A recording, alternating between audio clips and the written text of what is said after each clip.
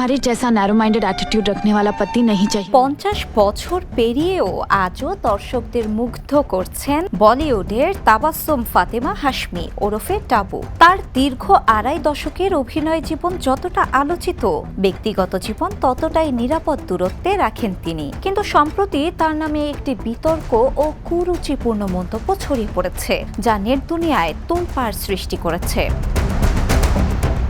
Viral হওয়া একটি পোস্টে দাবি করা হয়, টাবু বলেছেন, আমার জীবনে পুরুষ দরকার শুধু বিছানায়, আর কিছু না। আমি একা থাকতেই ভালোবাসি, বিয়ে করতে চাই না। এতে নেটিজেনদের মধ্যে সমালোচনার ঝড় ওঠে। অনেকেই সন্দেহ প্রকাশ করেন, টাবু কি সত্যি এমন কথা বলেছেন, নাকি তার বক্তব্য বিকৃত করা হয়েছে।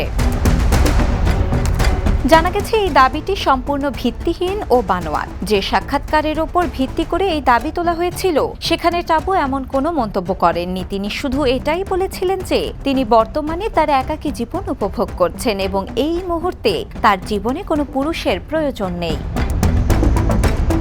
টাবু তার ব্যক্তিগত জীবন নিয়ে সবসময় বলেছেন, সম্পর্ক বা বিয়ের চেয়ে তার ব্যক্তিগত স্বাধীনতা ও মানসিক স্বাচ্ছন্দ্যই তার কাছে বেশি গুরুত্বপূর্ণ। শিলা ইসলাম, দ্য নিউজ।